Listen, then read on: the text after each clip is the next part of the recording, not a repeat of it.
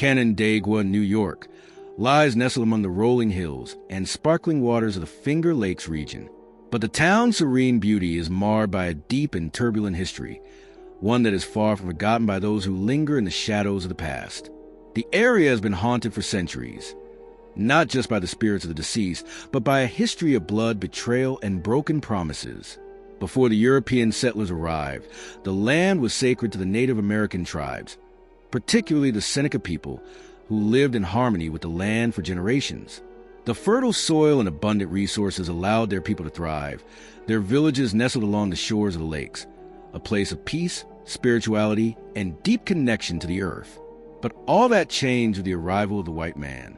The most well-known figure among the Seneca was Red Jacket, a proud chief, orator, and defender of his people's rights. He was fiercely opposed to the idea of selling the land to Europeans, unable to reconcile his people's way of life with the demands of the settlers. Red Jacket had long fought to protect the Seneca's lands, their way of life, and their ancestral home. But despite his vehement opposition, in 1797, an agreement was reached and the Seneca's lands were sold to the settlers. It was a bitter defeat for Red Jacket, who felt the weight of the betrayal deeply. For years, he had tried to persuade his people to resist, but the pressure of the European settlers and the influence of their own people proved too great. The sale of the land broke his spirit, and in the years following, his ghost was said to haunt Canandaigua. His restless spirit wandered the land, cursing the settlers and lamenting the loss of his people's home. Locals have reported seeing the figure of a tall, imposing man, draped in the traditional garb of the Seneca, standing near the shores of the lake. His presence is often accompanied by a cold, eerie chill, the unmistakable sensation of being watched. Some say they hear his deep, mournful voice carried on the wind, his words filled with sorrow and anger. It is said that on quiet nights, when the lake is still, you can hear the soft rustle of his moccasins along the shore. Red Jacket's ghost has become a symbol of the land's tortured past, a reminder of the injustice and betrayal that marked its history. But Red Jacket is not the only spirit that calls Canandaigua home. There is another figure, one that remains as controversial as she was in life. Jemima Wilkinson, a self-proclaimed evangelist and spiritual leader, gained a following in the late 18th century with her bold claims of being the reincarnation of Christ. To her followers, Jemima was a divine figure, sent to lead them to salvation. But to the townspeople of Canandaigua, her claims were blasphemous. In 1776, Jemima Wilkinson had a life-changing experience, a near-death fever that caused her to proclaim herself as the public universal friend. After surviving the fever, she believed that she had been chosen to deliver God's message to the people. She claimed to be a messenger, embodying the Spirit of Christ, and her followers came to see her as a prophet, even though she was a woman, a rarity in an era that saw women as secondary to men in religious matters. Her teachings, however, quickly led to conflict. The local clergy condemned her, calling her claims of divinity a direct affront to the church. Her teaching spread throughout the region, gaining both followers and detractors. Eventually, she was charged with blasphemy, and the people of Canandaigua rejected her, denying her the respect she felt she was owed. Even in death, Jemima Wilkinson was not content to fade into obscurity. Her spirit, filled with anger and resentment, lingers in the town, seeking retribution for the disrespect she was shown in life.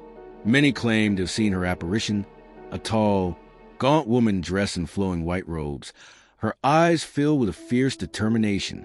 She appears in the dead of night, her figure emerging from a mist that clings to the streets of Canandaigua, her hands outstretched in a gesture of warning.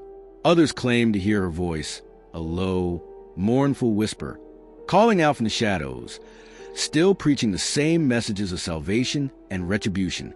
The sound of her footsteps can be heard echoing through the abandoned halls of old churches, and some say that her ghost can be seen walking the streets of Canandaigua, a specter of fury and unfulfilled vengeance.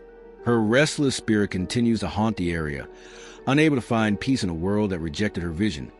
Forever bitter over the charges of blasphemy that stripped her of the respect she believed was her due.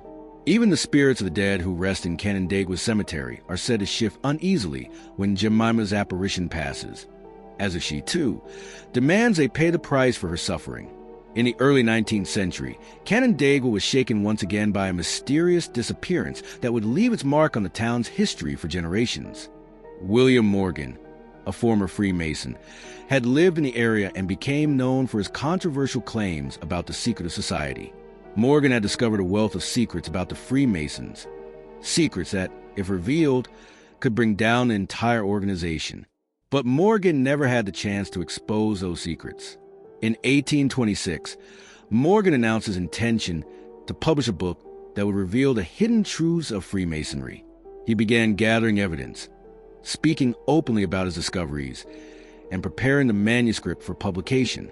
The Freemasons, however, were not about to let their secrets be exposed. Shortly before Morgan's book was set to be published, he mysteriously disappeared.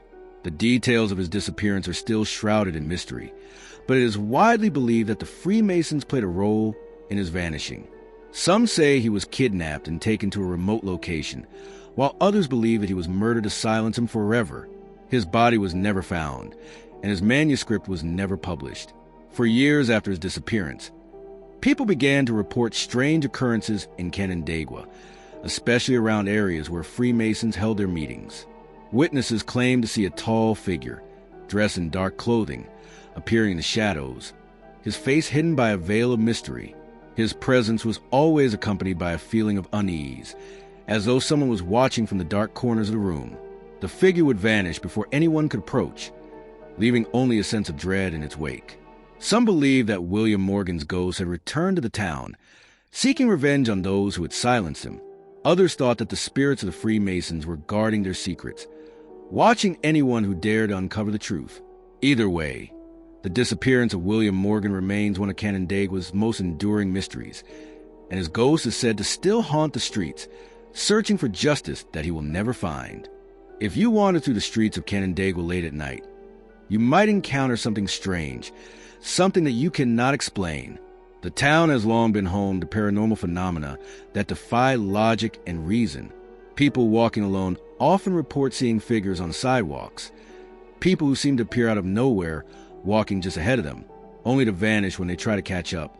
Some have reported seeing familiar faces, friends or loved ones, only for them to disappear in the blink of an eye. Others describe seeing shadowy figures that glide silently through the streets, their forms indistinct and hazy, as though they are not fully present in the world of the living. The sensation of being followed is common, as if an unseen presence is always just behind you. But it is not just the figures that vanish.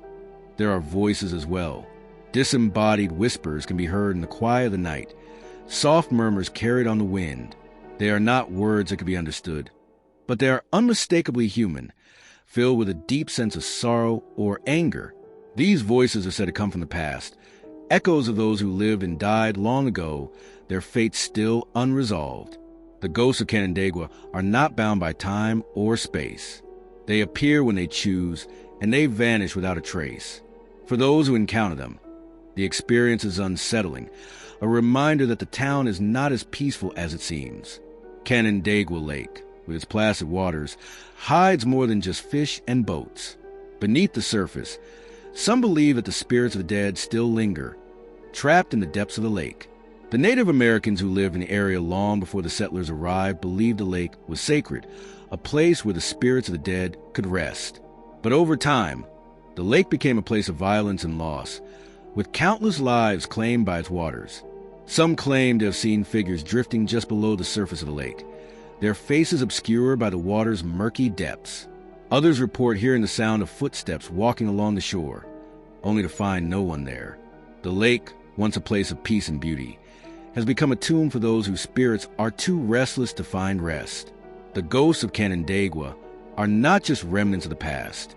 They are a constant reminder of the town's troubled history, a history filled with conflict, betrayal, and unresolved pain. Whether it is Red Jacket, Jemima Wilkinson, William Morgan, or the countless other souls that have been lost to time, Canandaigua is a town haunted by the echoes of the past. And as long as the town stands, those spirits will continue to walk its streets, to whisper in the darkness, and to search for the peace they will never find. The town of Canandaigua may seem quiet, even peaceful, but beneath the surface, there's a restless energy that refuses to fade away. And for those who are brave enough to listen, the ghosts of Canandaigua will continue to tell their stories.